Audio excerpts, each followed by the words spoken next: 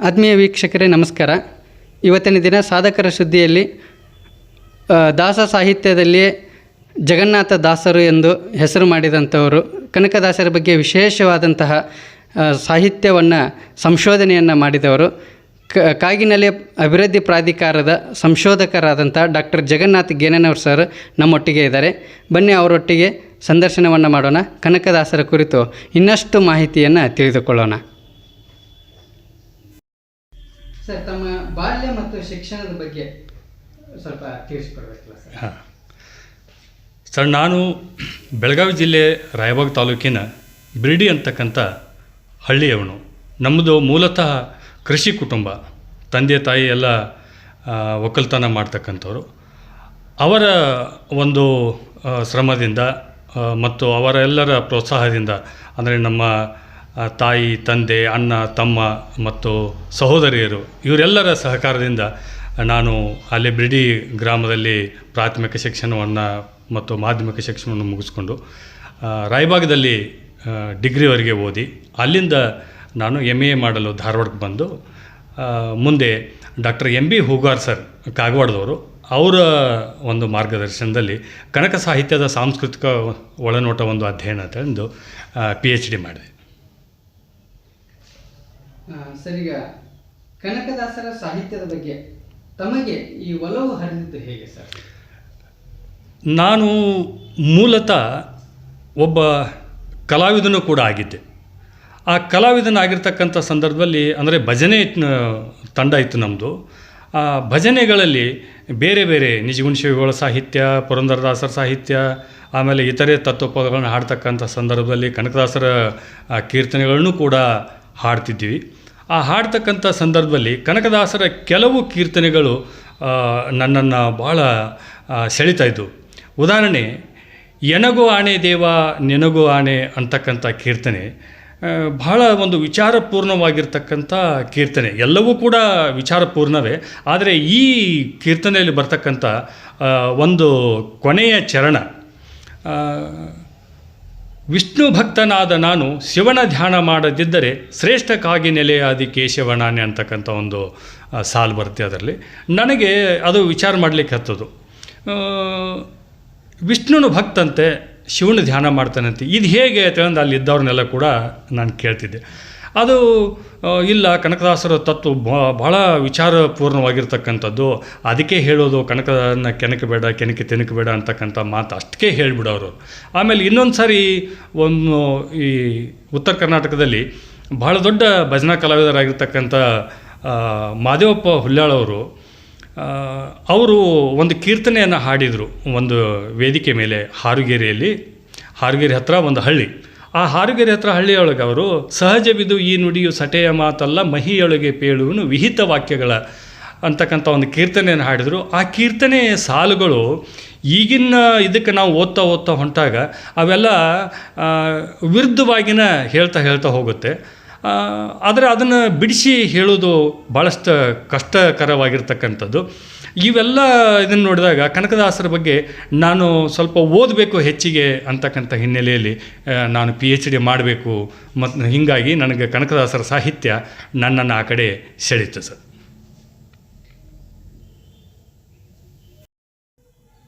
Sir, ಕನಕದಾಸರ ಕುರಿತು ಇರುವ ಐತಿಹ್ಯಗಳು ಮತ್ತು ಮೌಖಿಕ ಆಕಾರಗಳ ಬಗ್ಗೆ ಸಂಶೋಧನೆ ನಡೆದಿದೆಯಾ ಸರ್ ಇದುವರೆಗೂ? ಹಾಂ ಸರ್, ಈಗ ಕನಕದಾಸರ ಬಗ್ಗೆ ಮತ್ತು ಈ ಬೇರೆ ಇವರ ಬಗ್ಗೆ ಈ ಮೌಖಿಕ ಆಕಾರ ಮತ್ತು ಐತಿಹ್ಯಗಳಂದಾಗ ಬಹಳಷ್ಟು ಜನ ವಿದ್ವಾಂಸರ ದೃಷ್ಟಿಯಲ್ಲಿ ಅವುಗಳನ್ನ ಅಸತ್ಯ ಅಂತೇಳನ್ನು ಅನ್ನೋಕ್ಕಿಂತಲೂ ಅವು ಕಟ್ಟುಕತೆಗಳು ಅನ್ನೋರು ಕೂಡ ಭಾಳಷ್ಟು ಜನ ಅದಾರೆ. ಇವರು ಎಲ್ಲರೂ ಕೂಡ ಬರೀ ನಮಗೆ ಶಾಸನಗಳು ಬೇಕು ಅಥವಾ ಕೈಪಿಯತ್ ಆಧಾರ ಬೇಕು, ಇನ್ನೇನೋ ಬೇಕು ಅಂತಕ್ಕಂಥ ಹಿನ್ನೆಲೆಯೊಳಗೆ ಏನು ಮಾಡ್ತಾರೆ. ಆದರೆ ಆ ಮೌಖಿಕ ಹಿನ್ನೆಲೆಯೊಳಗೆ ಮೌಖಿಕ ಆಕಾರ ಮತ್ತು ಐತಿಹ್ಯಗಳ ಹಿನ್ನೆಲೆಯಲ್ಲಿ ನಾವು ನೋಡ್ತಾ ಹೊಂಟಾಗ ಭಾಳಷ್ಟು ಅದ್ಭುತವಾಗಿರ್ತಕ್ಕಂಥ ಒಂದು ವಿಷಯಗಳು ನಮಗಲ್ಲೇ ಗೋಚರಿಸ್ತವೆ. ಆ ಹಿನ್ನೆಲೆಯಲ್ಲಿ ನೋಡಿದಾಗ ಈ ಕನಕದಾಸರ ವಿಷಯಕ್ಕೆ ಬಂದಾಗ ಕನಕದಾಸರಷ್ಟು ಇದ್ದಿರ್ತಕ್ಕಂಥ ಐತಿಹ್ಯಗಳು ಮತ್ತು ಮೌಖಿಕ ಆಕಾರಗಳು ಬೇರೆ ಯಾವ ದಾಸರ ಬಗ್ಗೆನೂ ಮತ್ತು ಶರಣರ ಬಗ್ಗೆ ಆಗಲಿ ಅಥವಾ ತತ್ವಪ್ರಕಾರ ಬಗ್ಗೆ ಸಿಗಂಗಿಲ್ಲ. ಇಡೀ ಕರ್ನಾಟಕ ಮತ್ತು ಹೊರ ರಾಜ್ಯಗಳಲ್ಲಿಯೂ ಕೂಡ ಇದ್ದಾವೆ. ಅವು ಕನಕದಾಸರ ಸಾಹಿತ್ಯದೊಳಗೂ ಕೂಡ ಅವ್ರದ್ದು ಒಂದು ಸಣ್ಣ ಒಂದು ಕ್ಲೂ ಸಿಗುತ್ತೆ. ಅದನ್ನು ಅಲ್ಲಿ ಹಿಡ್ಕೊಂಡು ಹೋದಾಗ ಅಲ್ಲಿ ಅದರದೇ ಆಗಿರ್ತಕ್ಕಂಥ ಐತಿಹ್ಯನೂ ಸಿಗುತ್ತೆ ನಮಗೆ ಮತ್ತು ಮೌಖಿಕ ಆಕರಣೂ ಕೂಡ ಸಿಗುತ್ತೆ. ಅಂತಹ ಅದ್ಭುತವಾಗಿರ್ತಕ್ಕಂಥವು ಈ ಉದಾಹರಣೆ ಈ ಶ್ರೀರಂಗಪಟ್ಟಣದ ಹತ್ರ ಮಹಾದೇವಪುರ ಅಂತಿದೆ. ಆ ಮಹಾದೇವಪುರದಲ್ಲಿ ಒಂದು ಬಂಡೆ ಇದೆ ಇವತ್ತಿಗೂ ಕಾವೇರಿ ನದಿಯಲ್ಲಿ. ಆ ಬಂಡೆ ಮತ್ತು ಅಲ್ಲಿ ಒಂದು ನದಿ ಇದೆ. ಒಂದು ವಿಶೇಷವಾಗಿರ್ತಕ್ಕಂಥ ಐತಿಹ್ಯನ ಹೇಳ್ತಕ್ಕಂಥ ಸುಮಾರು 2 ಎಕರೆ ಹೊಲ ಇದೆ. ಅಂಥವೆಲ್ಲ ಬಹಳ ವಿಶೇಷವಾಗಿರ್ತಕ್ಕಂಥವು ಈ ಕರ್ನಾಟಕ, ಆಂಧ್ರ, ತಮಿಳುನಾಡು, ಕೇರಳ, ಮಹಾರಾಷ್ಟ್ರದಲ್ಲಿಯೂ ಕೂಡ ಸಿಗ್ತವೆ.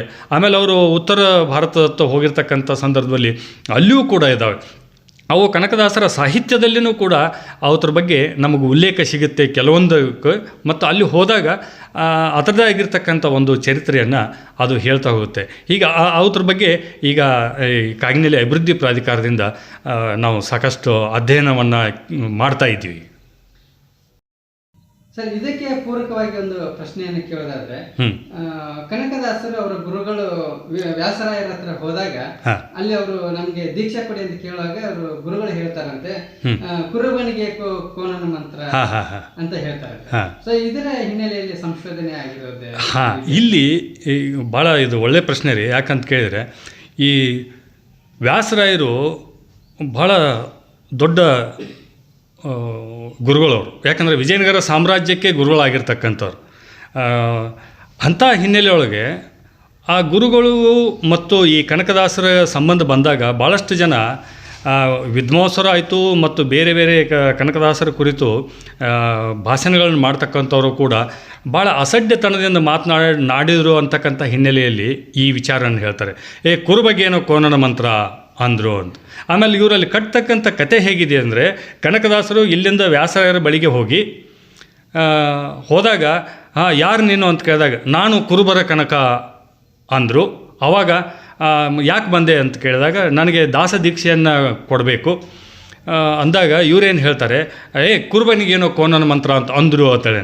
ಇದು ಕನಕದಾಸರಿಗೂ ಶ್ರೇಯಸ್ಸಲ್ಲ, ಆ ಕಡೆ ವ್ಯಾಸರಾಯರಿಗೂ ಕೂಡ ಶ್ರೇಯಸ್ಸು ಅಲ್ಲ. ಯಾಕಂತ ಕೇಳಿದ್ರೆ, ಕನಕದಾಸರು ಜಾತೀಯತೆಯನ್ನು ಮೀರಿ ಬೆಳೆದಿರ್ತಕ್ಕಂಥವ್ರು.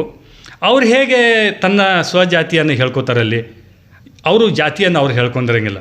ಮತ್ತು ಇನ್ನು ವ್ಯಾಸರಾಯರು ಕೂಡ ಯಾರೋ ಒಬ್ಬ ಅಲ್ಲಿ ವ್ಯಕ್ತಿ ಬಂದ ತಕ್ಷಣ ಯಾಕೆ ಅವರು ಕುರುಬನಿಗೇನು ಕೋನನ ಮಂತ್ರ ಅಂತ ಜಾತೀಯತೆ ಮಾತಾಡ್ತಾರೆ. ಅದು ಶುದ್ಧ ಈ ರೀತಿ ಆಗಿದ್ದಲ್ಲ. ಅದು ನನ್ನ ಸುಮಾರು ಒಂದು 20 ವರ್ಷದ ಸಂಶೋಧನೆ ಹಿನ್ನೆಲೆಯಲ್ಲಿ ನಾನು ಓದ್ತಾ ಹೋದಾಗ ಅನೇಕ ಘಟನೆಗಳು ಮತ್ತು ಅಲ್ಲಿದ್ದಿರ್ತಕ್ಕಂಥ ವಿಷಯಗಳು ಒಂದಕ್ಕೊಂದು ಹೊಂದಾಣಿಕೆ ಆದಾಗ ಅಲ್ಲಿ ಅಂದದ್ದು ಯಾವ ರೀತಿ ಅಂತ ಕೇಳಿದ್ರೆ, ಕನಕದಾಸರು ಈ ಹಿಂದೆ ಅನೇಕ ಸಾರಿ ವ್ಯಾಸರಾಯರ ಒಂದು ಆಶ್ರಮದಲ್ಲಿ ಅನೇಕ ವಿದ್ವತ್ಗೋಷ್ಠಿಗಳಲ್ಲಿ ಭಾಗವಹಿಸಿರ್ತಕ್ಕಂಥವ್ರು. ಈ ಉದಾಹರಣೆ ಬಾಳೆಹಣ್ಣಿನ ಪ್ರಸಂಗ ಆಗಲಿ, ಅಥವಾ ನಾನು ಹೋದೇನೋ ಅಂತಕ್ಕಂಥ ಪ್ರಸಂಗ ಆಗಲಿ, ಅಥವಾ ಇನ್ನೊಂದು ಆ ಚಂಬವನ್ನು ತೊಳಿತಕ್ಕಂಥ ಸಂದರ್ಭ ಆಗಲಿ, ಅಥವಾ ಶ್ರೀಹರಿಯನ್ನು ತೋರಿಸ್ತಕ್ಕಂಥ ಸಂದರ್ಭ, ಹೀಗೆ ಅನೇಕ ರೀತಿಯಾಗಿರ್ತಕ್ಕಂಥ ಅಲ್ಲಿ ವಿದ್ವತ್ ಗೋಷ್ಠಿಗಳು ನಡೆದಾಗ ಆ ಎಲ್ಲ ವಿದ್ವತ್ ಗೋಷ್ಠಿಗಳಲ್ಲಿ ಕನಕದಾಸರು ತಮ್ಮದೇ ಆಗಿರ್ತಕ್ಕಂಥ ಒಂದು ವಿಶಿಷ್ಟ ಪ್ರತಿಭೆಯನ್ನು ಮೆರೆದಿರ್ತಾರೆ. ಆ ಪ್ರತಿಭೆಯನ್ನು ಮೆರೆದಿರ್ತಕ್ಕಂಥ ಸಂದರ್ಭದಲ್ಲಿ ಇನ್ನುಳಿದಿರ್ತಕ್ಕಂಥ ವ್ಯಾಸರಾಯರ ಶಿಷ್ಯರು ಏನಿದ್ರು ಅಥವಾ ಬೇರೆ ಇದ್ದಿರ್ತಕ್ಕಂಥವ್ರಿಗೆ ಅವರೆಲ್ಲರಿಗೂ ಕೂಡ ಒಂದು ಕನಕದಾಸರ ಬಗ್ಗೆ ಅಸಡ್ಡೆತನ ಮೂಡುತ್ತೆ. ಯಾಕೆ ಮೂಡುತ್ತೆ ಅಂತ ಕೇಳಿದರೆ, ಇಷ್ಟೆಲ್ಲ ನಿನಗೆ ಹೇಳ್ತೀಯಲ್ಲ ನೀನು, ನಾವು ಹೇಳೋದೊಂದು ಬೇರೆ, ವೇದಶಾಸ್ತ್ರಗಳನ್ನು ಓದ್ಕೊಂಡವರು ನಾವು ಹೇಳೋ ರೀತಿಯೇ ಬೇರೆ, ನೀ ಹೇಳೋ ರೀತಿಯೇ ಬೇರೆ, ನಿನಗೆ ಯಾರಿಂದ ದೀಕ್ಷೆ ಆಯಿತು, ನಿನಗೆ ಯಾರಿಂದ ದೀಕ್ಷೆ ಆಗಿಲ್ಲ, ನೀನು ಹೇಗೆ ಹೇಳ್ತೀನ, ನೀನು ದ್ವೈತನ ಅದ್ವೈತನ ವಿಶಿಷ್ಟಾದ್ವೈತನ ಅಂತಕ್ಕಂಥ ಪ್ರಶ್ನೆಗಳು ಸುರಿಮಳೆ ಕನಕದಾಸರ ಮೇಲಾಗತ್ತೆ. ಆವಾಗ ಅವರು ಯಾರಿಂದ ದೀಕ್ಷೆ ತಗೋಬೇಕು ಅಂತಕ್ಕಂಥ ಒಂದು ವಿಚಾರ ಕನಕದಾಸರಲ್ಲಿರುತ್ತೆ. ಯಾಕಂದರೆ ಕನಕದಾಸರು ಯಾವುದೇ ಒಂದು ದ್ವೈತವಾಗಲಿ ಅಥವಾ ಅದ್ವೈತವಾಗಲಿ ವಿಶಿಷ್ಟಾದ್ವೈತ ಆಗಲಿ ಒಂದಕ್ಕೆ ಸೀಮಿತರಾಗಿರ್ತಕ್ಕಂಥವ್ರಲ್ಲ. ಯಾಕಂದರೆ ಅವರ ಕಾಲದಲ್ಲಿ ದ್ವೈತ ಪರಂಪರೆ ಹೆಚ್ಚಿಗಿದ್ದರೂ ಕೂಡ ಅವರು ಹೆಚ್ಚಾಗಿ ವಾಲಿದ್ದು ಅದ್ವೈತ ಪರಂಪರೆ ಕಡೆಗೆ. ಇಂತಹ ಕನಕದಾಸರು ವ್ಯಾಸರಾಯರ ಬಳಿಗೇನೆ ದೀಕ್ಷೆ ತೊಗೋಬೇಕು ಅಂತ ಹೋಗ್ತಾರೆ. ಯಾಕಂತ ಕೇಳಿದರೆ ವ್ಯಾಸರಾಯರು ಆ ಸಂದರ್ಭದಲ್ಲಿ ದಾಸ ಪರಂಪರೆ ಅಂದರೆ ವ್ಯಾಸಕೂಟವನ್ನು ಕಟ್ಟಿ ಬೆಳೆಸ್ತಕ್ಕಂಥವ್ರು, ಆಮೇಲೆ ತಮಗೆ ಹತ್ತಿರ ಆಗಿರ್ತಕ್ಕಂಥವ್ರು, ಅಲ್ಲದೆ ವಿಜಯನಗರ ಸಾಮ್ರಾಜ್ಯಕ್ಕೆ ರಾಜಗುರುಗಳಾಗಿರ್ತಕ್ಕಂಥವ್ರು. ಅವರು ರಾಜಗುರುಗಳಾಗಿದ್ದರಿಂದ ವಿಜಯನಗರ ಸಾಮ್ರಾಜ್ಯದ ಯಾವ್ಯಾವ ಪಾಳೆಪಟ್ಟಗಳಿಗೆ ಯಾವ ಸಮುದಾಯದವರು ದಂಡನಾಯಕರಾಗಿದ್ದಾರೆ ಅನ್ನೋದು ಅವ್ರಿಗೆ ಗೊತ್ತಿತ್ತು. ಅದಲ್ಲದೆ ಕನಕದಾಸರು ಈ ಹಿಂದೆ ಸುಮಾರು ಬಾರಿ ವ್ಯಾಸರಾಯರ ವಿದ್ವತ್ಗೋಷ್ಠಿಗಳಲ್ಲಿ ಭಾಗವಹಿಸಿದ್ರು. ಅದಲ್ಲದೆ ವಿಜಯನಗರ ಸಾಮ್ರಾಜ್ಯವನ್ನು ಸ್ಥಾಪನೆ ಮಾಡಿರ್ತಕ್ಕಂಥವ್ರು ಕುರುಬರು. ಆ ಒಂದು ಇದಕ್ಕೇ ಸಾಮ್ರಾಜ್ಯಕ್ಕೇ ನಾನು ಇವತ್ತು ರಾಜಗುರು ಆಗಿದ್ದೇನೆ ಅಂತಕ್ಕಂಥ ಪರಿಜ್ಞಾನ ಅವ್ರಿಗಿತ್ತು. ಅಲ್ಲದೆ ವೇದಶಾಸ್ತ್ರಗಳನ್ನು ಓದ್ಕೊಂಡಿರ್ತಕ್ಕಂಥ ವ್ಯಾಸರಾಯರು ಅನೇಕ ವೇದಶಾಸ್ತ್ರಗಳನ್ನು ಓದ್ತಕ್ಕಂಥ ಸಂದರ್ಭದಲ್ಲಿ ಅಜಪ ವೇದವನ್ನು ಕೂಡ ಓದ್ಕೊಂಡಿರ್ತಕ್ಕಂಥವ್ರು. ಅಜಪ ವೇದ ಕುರುಬ ಸಮುದಾಯದವರು ಕಟ್ಟಿಕೊಟ್ಟಿರ್ತಕ್ಕಂಥ ವೇದ. ಅದು ಇವತ್ತಿಗೂ ಕೂಡ ಸಾಕಷ್ಟು ಇದರಲ್ಲಿದೆ. ಇವತ್ತು ಯಾರ್ಯಾರು ಬೇರೆ ಬೇರೆ ನಮ್ಮದು ತಮ್ಮದು ಅಂತ ಇದ್ದಾರೆ. ಇಂತಹ ಪರಂಪರೆಯಲ್ಲಿ ಬೆಳೆದು ಬಂದಿರತಕ್ಕಂಥ ಕನಕ, ಈಗಾಗಲೇ ನಿನ್ನ ದೈತ್ಯ ಪ್ರತಿಭೆ ಇದೆ, ಅಂಥ ಹಿನ್ನೆಲೆಯಲ್ಲಿ ನಿನಗೇಕೆ ನಿನ್ನಂತಹ ಜಾನ ಕುರುಬನಿಗೆ ಯಾವ ದೀಕ್ಷೆ ಅವಶ್ಯಕತೆ ಇದೆ ಅಂದು ಹೆಮ್ಮೆಯಿಂದ ಹೇಳಿರ್ತಕ್ಕಂಥದ್ದು. ಅದು ಹೆಮ್ಮೆಯಿಂದ. ಆದರೆ ಇವರು ಎಲ್ಲರೂ ಭಾವಿಸ್ತಕ್ಕಂಥದ್ದು ಏನು ಅಂತ ಕೇಳಿದರೆ, ಕುರುಬಗೇನೋ ಕೋನನ ಮಂತ್ರ ಅಂದರು ಅಂತ, ಅಸಡ್ಡೆತನದಿಂದ ಅಂದರು ಅಂತ. ಅದು ಅಸಡ್ಡೆತನದಿಂದ ಅಂದದ್ದಲ್ಲ, ಅದು ಹೆಮ್ಮೆಯಿಂದ ಹೇಳ್ಕೊಂಡಿರ್ತಕ್ಕಂಥ ಮಾತದು. ಈ ರೀತಿ ಬರುತ್ತೆ. ಸರ್, ಈಗ ಕನಕದಾಸರನ್ನ ಒಂದು ಜಾತಿಗೆ ಸೀಮಿತ ಮಾಡಿದ್ದಾರೆ. ಇನ್ನು ಕೆಲವರು ನಮ್ಮ ಜಾತಿ ನಾಯಕ ಅಂತ ಹೇಳ್ಕೊತಾರೆ. ಸೊ ಇದ್ರ ಬಗ್ಗೆ ತಮ್ಮ ಸಂಶೋಧನೆ ಅನುಭವ? ಇದು ಇತ್ತೀಚೆಗೆ ಏನಾಗಿದೆ ಅಂತ ಕೇಳಿದ್ರೆ, ಈ ಎಲ್ಲ ಸಮುದಾಯಗಳು ಕೂಡ ಒಬ್ಬ ಸಾಂಸ್ಕೃತಿಕ ನಾಯಕನನ್ನು ಹುಡುಕ್ತಾರೆ. ಆ ಸಾಂಸ್ಕೃತಿಕ ನಾಯಕನ ಹಿನ್ನೆಲೆಯಲ್ಲಿ ತಮ್ಮ ಸಮುದಾಯವನ್ನು ನಡೆಸ್ಕೊಂಡು ಹೋಗಲಿಕ್ಕೆ ಪ್ರಯತ್ನ ಮಾಡ್ತಾ ಇದ್ದಾರೆ. ಆ ಹಿನ್ನೆಲೆಯಲ್ಲಿ ಕುರುಬ ಸಮುದಾಯವೂ ಕೂಡ ಕನಕದಾಸರನ್ನು, ಅನೇಕ ಕುರುಬ ಸಮುದಾಯದೊಳಗೆ ಅನೇಕ ಜನ ಮಹಾತ್ಮರಿದ್ದಾರೆ. ಅಂಥದ್ರಲ್ಲಿ ಕನಕದಾಸರು ಕೂಡ ಒಬ್ಬರು ಕುರುಬ ಸಮುದಾಯದಲ್ಲಿ. ಹಾಗಾಗಿ ಈ ಕುರುಬ ಸಮುದಾಯದವರು ಒಬ್ಬ ಸಾಂಸ್ಕೃತಿಕ ನಾಯಕ ಅಂತ ಗುರುತಿಸ್ಕೊಂಡಾರೆ. ಆದರೆ ಈ ಹಿನ್ನೆಲೆಯೊಳಗೆ ಸ್ವಾಮೀಜಿಯವರು, ಈ ಕನಕ ಗುರುಪೀಠದ ಜಗದ್ಗುರುಗಳಾಗಿರ್ತಕ್ಕಂಥ ಪೂಜ್ಯ ಶ್ರೀ ನಿರಂಜನಾನಂದ ಸ್ವಾಮೀಜಿಯವರು ಒಂದು ಮಾತನ್ನು ಹೇಳ್ತಾರೆ ಕನಕದಾಸರ ಬಗ್ಗೆ. ಕನಕದಾಸರು ಕುರುಬ ಕುಲದಲ್ಲಿ ಹುಟ್ಟಿದರೂ ಕೂಡ ಕುರುಬನಾಗಿ ಉಳಿಯಲಿಲ್ಲ. ತಾಳ ತಂಬೂರಿ ಹಿಡಿದು ಬ್ರಾಹ್ಮಣ ಮತಾನುಯಾಯಿಯಂತೆ ಕಂಡರೂ ಜನಿವಾರಧರಿಸಿ ಬ್ರಾಹ್ಮಣನಾಗಲಿಲ್ಲ. ಅವರೊಬ್ಬ ವಿಶ್ವಮಾನವ, ವಿಶ್ವಬಂಧು, ದಾರ್ಶನಿಕ ಸಂತರಾದರು ಅಂತ ಬಹಳ ಅದ್ಭುತವಾಗಿರ್ತಕ್ಕಂಥ ಮಾತನ್ನು ಇವತ್ತು ಪೂಜ್ಯರು ನಮಗೆ ಹೇಳಿಕೊಟ್ಟಿದ್ದಾರೆ. ಏನು ಅಂತ ಕೇಳಿದ್ರೆ, ಕನಕದಾಸರು ಕುರುಬರಲ್ಲಿ ಹುಟ್ಟಿದ್ರು ನಿಜ, ಆದರೆ ಅವರು ಬೆಳೆದದ್ದು ವಿಶ್ವವ್ಯಾಪಿಯಾಗಿ. ನಾವು ಉದಾಹರಣೆ ಗಮನಿಸಬೇಕಂದ್ರೆ ಕನಕದಾಸರ ಹರಿಭಕ್ತಿ ಸಾರ, ಅಲ್ಲಿ ಪ್ರತಿ ಪದ್ಯದ ಕೊನೆಯಲ್ಲಿ ಬರತಕ್ಕಂಥ ರಕ್ಷಿಸು ನಮ್ಮ ನನವರತ ಅಂತಕ್ಕಂಥದ್ದು ಇದೆಯಲ್ಲ, ಅದು ಇಡೀ ವಿಶ್ವದ ಜೀವಿಗಳ ಪರವಾಗಿರ್ತಕ್ಕಂಥ ಒಂದು ಸಾಮೂಹಿಕವಾಗಿರ್ತಕ್ಕಂಥ ಬೇಡಿಕೆಯನ್ನು ಕನಕದಾಸರು ಭಗವಂತನಲ್ಲಿಡ್ತಾರೆ. ಅಂದರೆ ಇದರರ್ಥ ಕನಕದಾಸರು ಕುರುಬರಲ್ಲಿ ಹುಟ್ಟಿದ್ರು, ಕುರುಬ ಸಮುದಾಯದವರು ನಿಜ, ಆದರೆ ಅವರು ಇಡೀ ವಿಶ್ವಕ್ಕೆ ಬೇಕಾಗಿರ್ತಕ್ಕಂಥವ್ರು. ರಕ್ಷಿಸು ನಮ್ಮ ನನವರತ ಅಂತಕ್ಕಂಥ ಹಿನ್ನೆಲೆಯಲ್ಲಿ ಇಡೀ ಜೀವಪರವಾಗಿರ್ತಕ್ಕಂಥ ನಿಲುವನ್ನು ತಾಳಿ ವಿಶ್ವದ ಒಳಿತನ್ನು ಬಳಸಿರ್ತಕ್ಕಂಥವ್ರು. ಹೀಗಾಗಿ ಅವರು ವಿಶ್ವ ನಾಯಕರೇ ಅವರು.